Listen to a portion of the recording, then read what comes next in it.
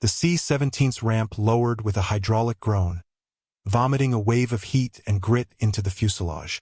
Master Warrant Officer Anya Sharma stood for a moment, letting her eyes adjust to the bleached glare of the afternoon sun bouncing off the cracked tarmac of Forward Operating Base Nightingale. The air tasted of baked dust, diesel exhaust, and something metallic, the perpetual perfume of a place perpetually on edge. She cinched the strap of her non-regulation pack, a simple black affair that held a datapad and little else, and walked down the ramp. Her movements were economical, devoid of the nervous energy that rippled through the handful of younger soldiers disembarking with her. Colonel Marcus Reed was waiting at the bottom, flanked by a ramrod-straight aide. The colonel's posture was an announcement. Chest out, chin high, hands clasped behind his back in a parody of parade ground ease.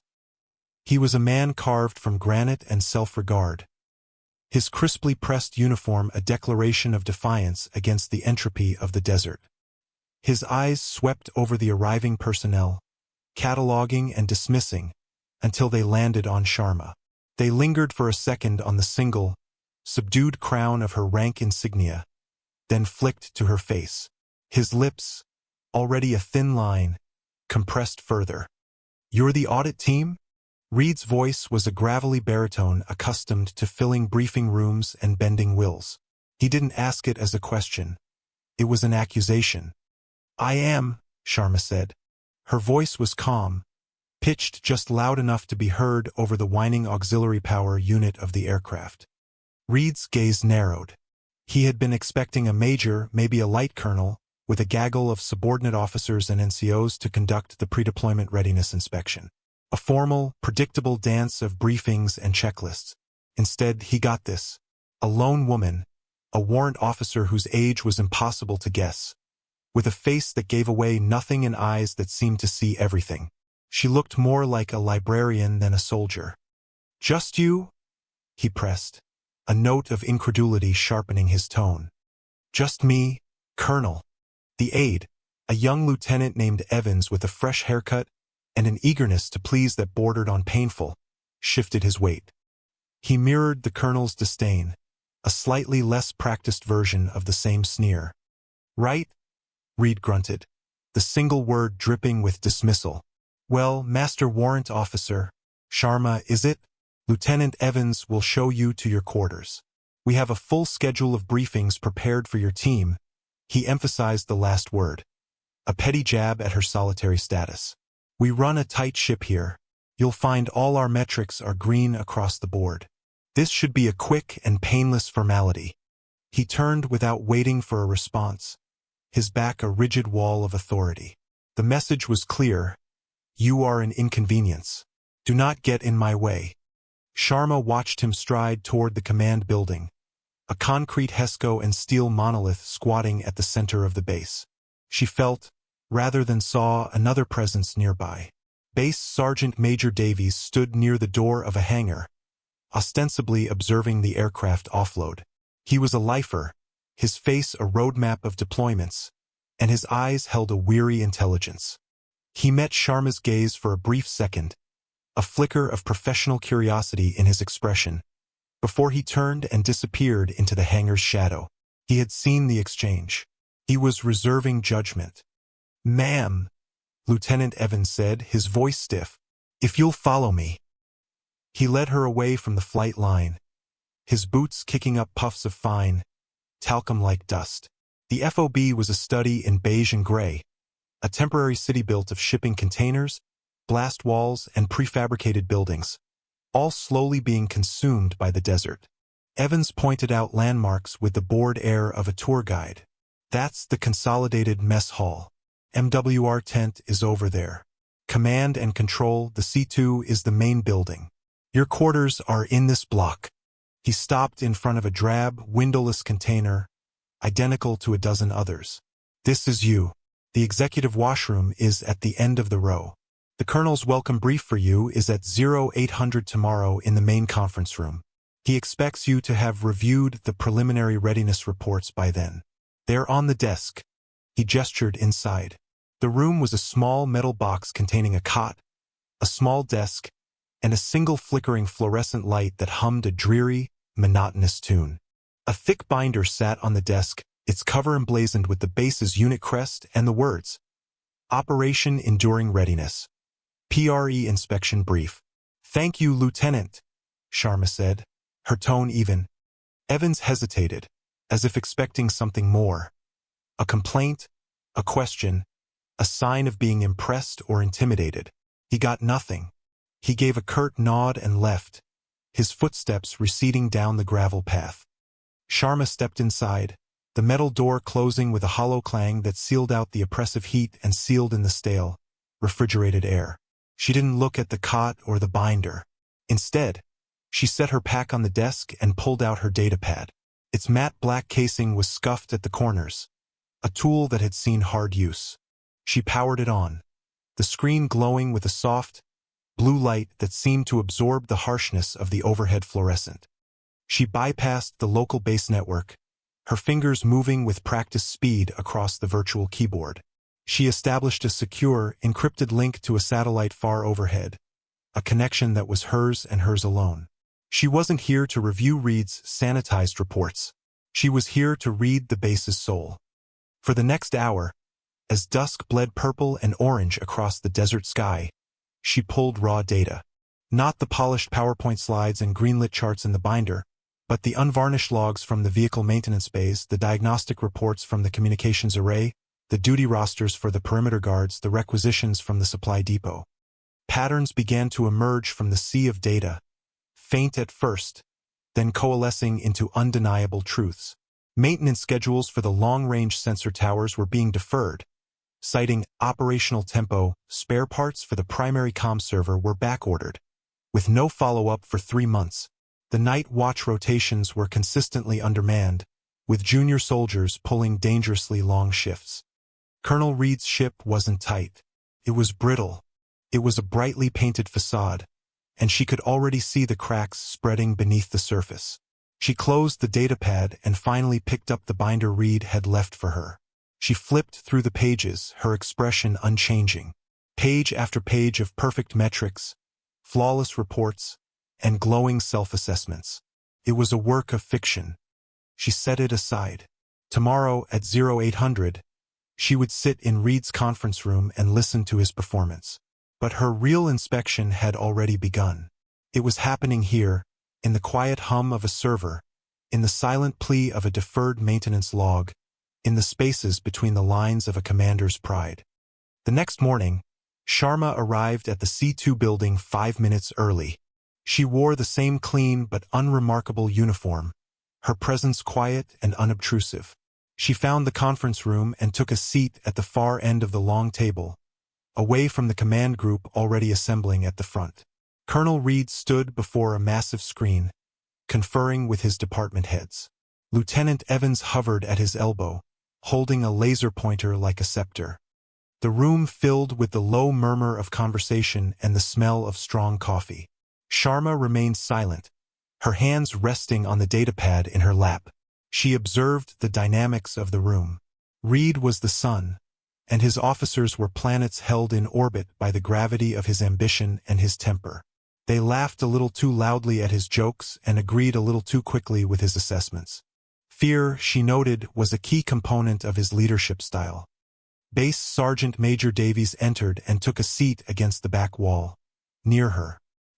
He gave her a slow, deliberate nod of acknowledgement, which she returned. He too was an observer. "All right, settle down," Reed boomed, and the room fell silent. "Let's get this show on the road. For the benefit of our guest from High Command," he said, gesturing vaguely in Sharma's direction without making eye contact. "We're going to run through the top-level readiness posture of FOB Nightingale. You'll find, Master Warrant Officer, that we exceed standards in every measurable category." What followed was a masterclass in curated reality. One by one, officers presented slides filled with upward-trending graphs and statistics highlighted in green. The maintenance chief reported a 98% operational readiness rate for all vehicles. The communications officer confirmed 100% uptime on all primary and secondary networks. The operations officer detailed flawless execution of all recent training exercises. Sharma listened without interruption. She didn't take notes. She just watched, her gaze steady. She saw the subtle tells. The way the maintenance chief avoided looking at the sergeant major when he mentioned the readiness rate. The slight hesitation from the comms officer before she declared 100% uptime. The way the operations officer glossed over the after-action report from a recent perimeter drill. They were lying. Not brazenly, perhaps, but through omission, through carefully chosen words, through a collective, unspoken agreement to tell the colonel what he wanted to hear. And what he wanted to hear was that he was brilliant, his command was perfect, and this inspection was a waste of his valuable time. When the final presentation concluded, Reed turned his full attention to Sharma, a smug, challenging look on his face. There you have it. Any questions, Master Warrant Officer? The room was silent. All eyes were on her. It was her moment to ask about the deferred sensor maintenance, the back-ordered comms parts, the exhausted guards. It was her moment to challenge the fiction they had so carefully constructed. Sharma looked at Reed, her expression unreadable. "No, Colonel," she said quietly. "You've been very thorough. Thank you for your time." A collective sigh of relief seemed to pass through the room. The officers smiled. Lieutenant Evans looked triumphant. Reed's chest swelled another inch. He had won. The quiet little warrant officer was intimidated, cowed by his flawless presentation. "Excellent," Reed said, clapping his hands together. "Then we can consider this formality concluded. Lieutenant Evans will escort you back to the flight line. There's a transport departing at 1400. I'll be sure to include in my report that your visit was efficient." The coded insult hung in the air. Sharma simply stood. "That won't be necessary, Colonel. My work here isn't finished." Reed's smile faltered. "I beg your pardon?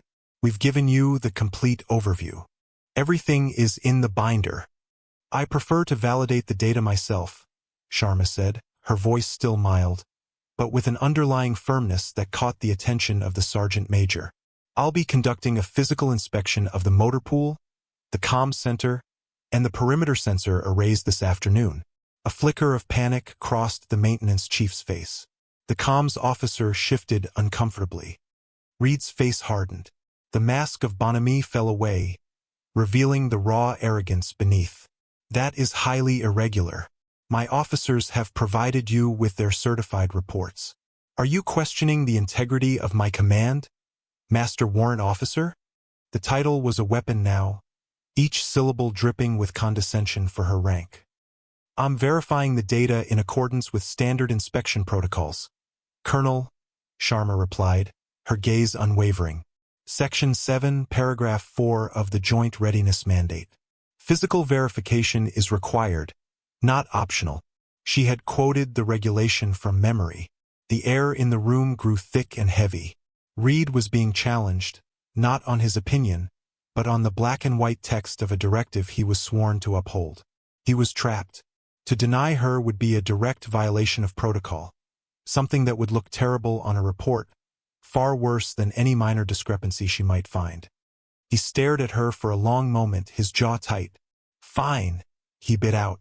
"Conduct your verification. Lieutenant Evans will accompany you. Ensure the master warrant officer sees whatever she needs to see." He turned his back on her again, a clear sign of dismissal. The meeting was over. As Sharma walked out, BSM Davies fell into step beside her in the hallway. "That was a bold play, Master Warrant," he said, his voice a low rumble. "It's the job, Sergeant Major," she said. "He doesn't like his authority questioned." "Authority and competence aren't always the same thing," Sharma observed mildly. Davies grunted, a sound of grim agreement. "Be careful. The colonel has a long memory for those who embarrass him." "I'm not here to embarrass him," Sharma said, stopping and looking at the senior NCO.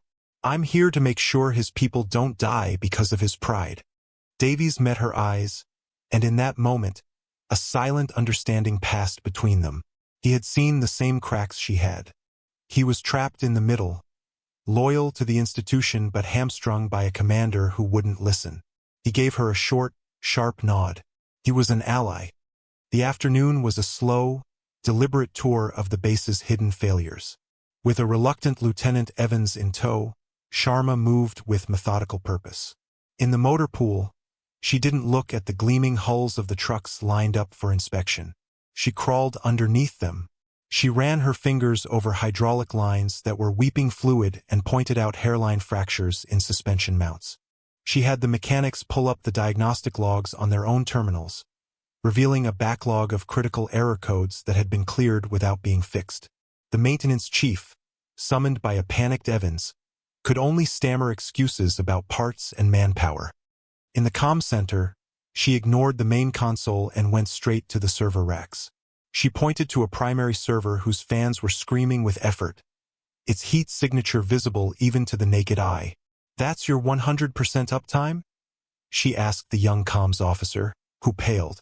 "That server has been thermal throttling for 3 weeks. The logs show it's failed over a dozen times, forcing an automatic, temporary switch to the auxiliary. You've been lucky it hasn't failed during a critical event." Finally, she went to the perimeter. She didn't just look at the sensor towers. She had the technicians open the access panels. Inside, she found what she expected: dust-clogged filters, frayed coaxial cables, and backup batteries that had long since expired.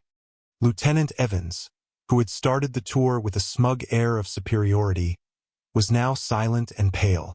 Everything he had presented in the briefing, everything he had believed to be true, was a lie.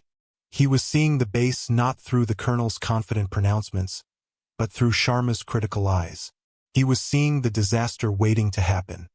As they walked back toward the C2 building, the sky was turning a bruised, sickly yellow. The wind began to pick up, whipping sand into their faces. A storm was coming, faster and more violent than the morning forecast had predicted. "We should get inside, ma'am," Evans said, his voice tight with a newfound nervous respect. Sharma looked at the roiling wall of sand on the horizon, then back at the main communications array tower. "The storm isn't the only problem, Lieutenant," she said, her voice grim. "It's just the catalyst."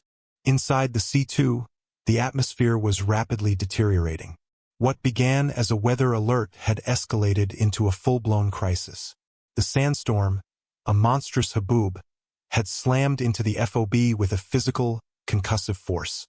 Visibility dropped to 0, but it was the electronic chaos that caused the real panic. Perimeter sensors are offline.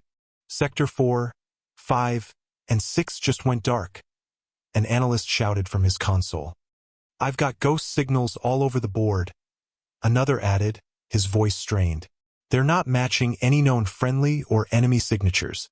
Primary comms are down," the comms officer yelled, her composure from the morning briefing completely gone. "I can't get a link to HQ. The server, it's dead. It's not switching to the auxiliary." Colonel Reed stood in the center of the operations floor, his face a mask of fury. "What do you mean it's not switching? Get it back online. Now!" he roared, his voice barely audible over the howl of the wind outside and the rising cacophony of alarms inside. His orders were just noise. He was shouting at results, not problems. His team, trained to report success and suppress failure, had no idea how to react when the entire system collapsed at once. They were flailing, rebooting systems that weren't receiving power, trying to reestablish links on hardware that had physically failed. Lieutenant Evans stood beside the colonel, looking utterly lost, his procedural knowledge useless in the face of total systemic failure. Sharma stood near the entrance, watching the chaos unfold. She saw the cascading failures she had predicted play out in real time. The poorly maintained sensors, blinded by the storm, were now being spoofed by an electronic warfare attack hidden within it. The primary comms server, which had been on the verge of death for weeks, had finally succumbed to the strain. The command and control system, the very brain of the FOB, was having a massive, paralyzing stroke. BSM Davies moved through the room, his presence a small island of calm. He was trying to keep the junior enlisted focused. "Check your connections. Work the problem. Talk to each other." he urged in a low, steady voice. But without effective direction from the command element, it was a losing battle. Reed grabbed the radio handset for the base-wide address system. All personnel, this is the base commander. We are experiencing a temporary technical issue. Maintain your posts. All sector commanders report in immediately. Static answered him. The internal comms were down, too. He slammed the handset down with a curse. He was a king in a castle with no eyes, no ears, and no voice. Sharma began to move. She didn't run. Her steps were deliberate, cutting a path through the panicked technicians. She walked not to the colonel, but to the comms officer's station. The young woman was near tears, frantically typing commands into a dead terminal. "Let me see," Sharma said, her voice quiet but carrying an unmistakable weight of authority. The officer looked up, startled. "Ma'am, it's no use. The central server is—" "I know." Sharma cut her off gently. "It's gone. You were running on borrowed time. Where is the manual patch panel for the tactical network?" The officer pointed a trembling finger to a dusty, forgotten corner of the room. "There. But it's not tied into the main command interface. It's an old analog system." "Good," Sharma said. "Analog doesn't crash." She moved to the panel, Evans and Davies following her as if pulled by an invisible string. Reed watched her, his expression a mixture of fury and confusion. "What the hell do you think you're doing, Master Warrant Officer?" he demanded. Sharma ignored him. She pulled open the panel, revealing a tangled web of coaxial cables and connectors. Her hands moved with a surgeon's precision, disconnecting and rerouting cables. She wasn't guessing. She was seeing the system architecture in her mind, bypassing the dead digital heart and creating a new, simplified nervous system on the fly. "Sergeant," she said to a nearby analyst without looking up, "your sensor feed is dead because it has to pass through the central server. But the raw data from the remaining towers in sectors 1 through 3 is still coming into this building. Find me the input line for the northern array." The sergeant, galvanized by the clarity of the order, scrambled to comply. He found the cable. Sharma took it, stripped the end with a tool from her pocket, and expertly crimped a new connector onto it. She plugged it directly into an output port she had just reconfigured. "Lieutenant Evans," she said, her voice sharp and focused, "get on that auxiliary terminal, the one in the corner. I'm about to pipe a raw data stream directly to it. It won't be pretty. There will be no friendly icons, no map overlays. Just raw signal returns. I need you to interpret them. Look for patterns. Anything rhythmic, anything that isn't the random noise of the storm." Evans, shocked into action, scrambled to the terminal. A moment later, a cascade of green static filled the screen. It was raw, ugly data, but it was data. "I have a feed, ma'am." "Good. Start working," she commanded. Colonel Reed stormed over to her. "I am in command here. You will cease this meddling and report to me immediately." Sharma finally stopped and looked directly at him. Her eyes were cold, devoid of any deference. "Colonel, your command is blind, deaf, and mute. You are in a steel box in the middle of a hurricane with an enemy at your door, and you have no idea. I am trying to give you back your senses. I suggest you let me work." The sheer, unadulterated confidence of her statement stunned him into silence. BSM Davies stepped subtly between them, a silent message to the colonel to back down. Sharma turned to another technician.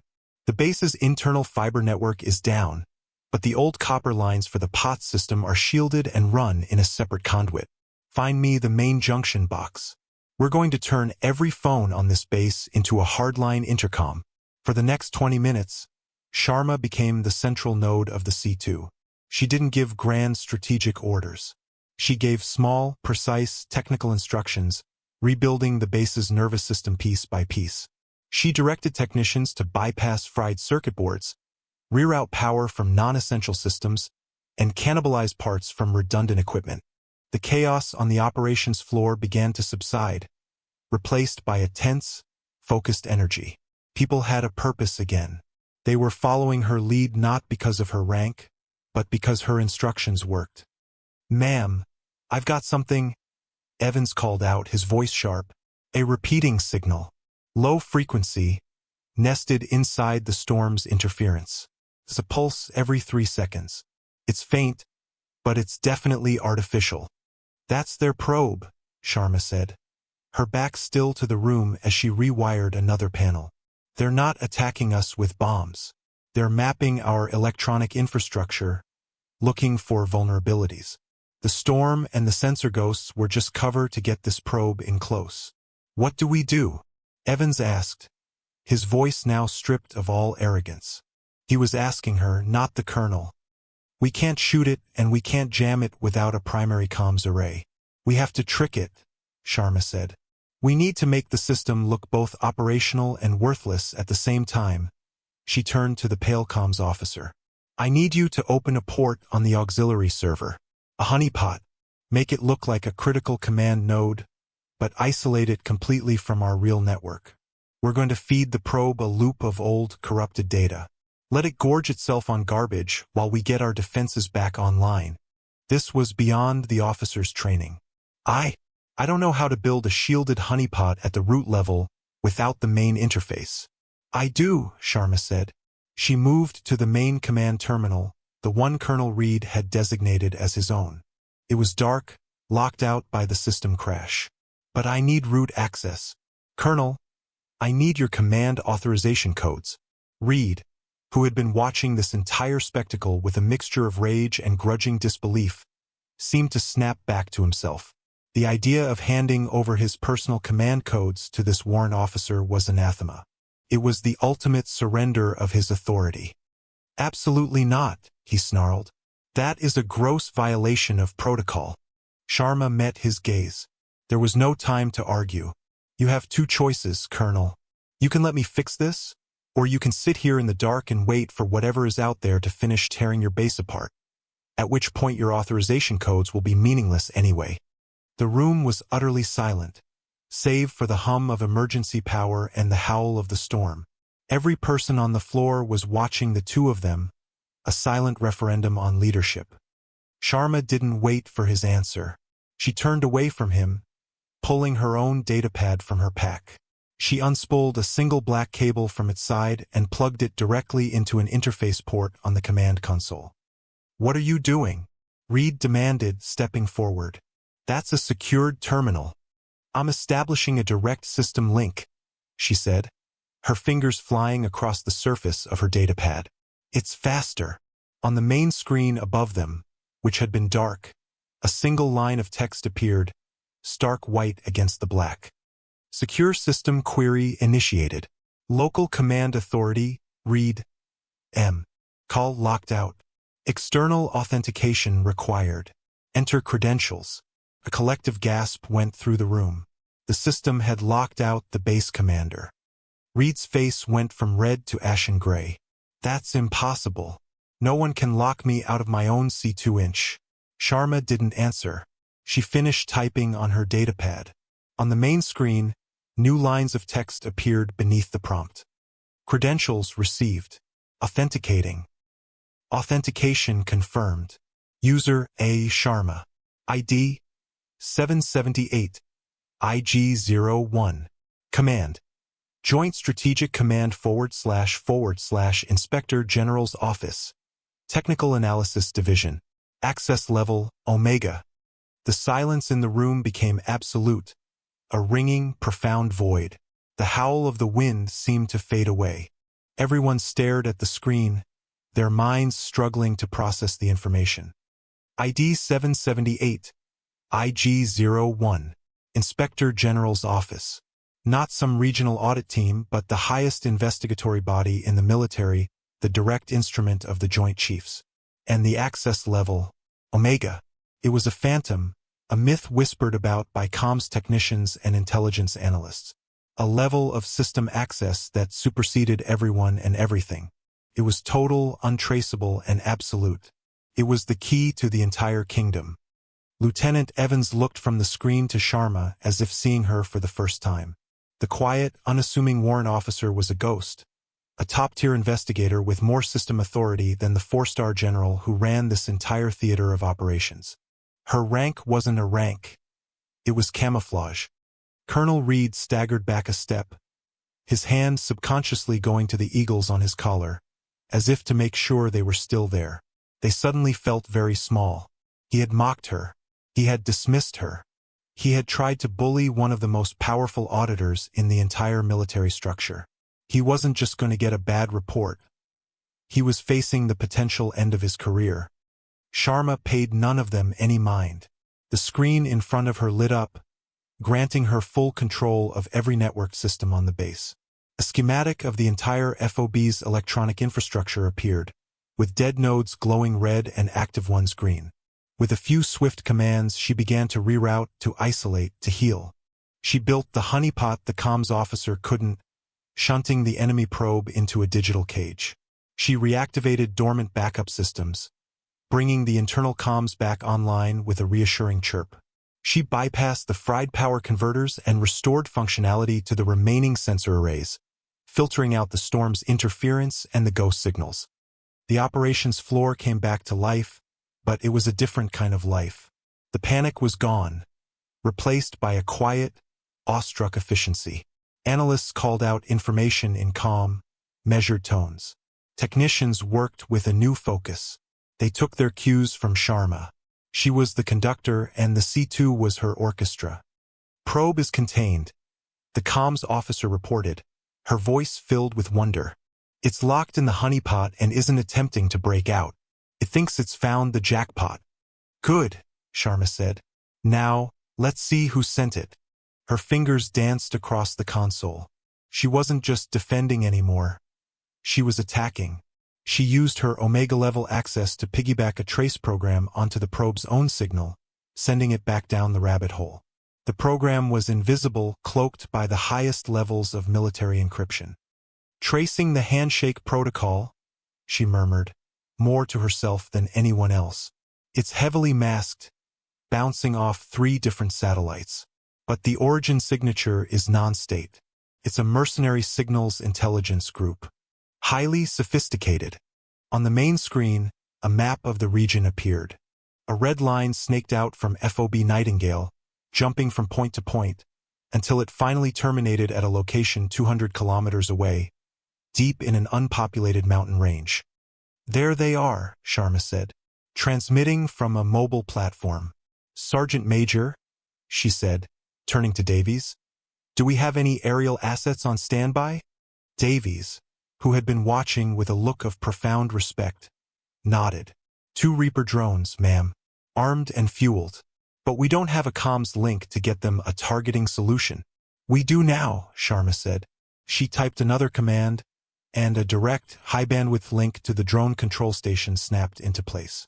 I'm transmitting the coordinates to the pilots. This authorization code, another string of characters flashed on the screen, will validate the strike order. Colonel Reed, a statue of a man, finally found his voice, though it was a hollowed-out version of his former confident boom. You can't authorize a kinetic strike. You're an inspector.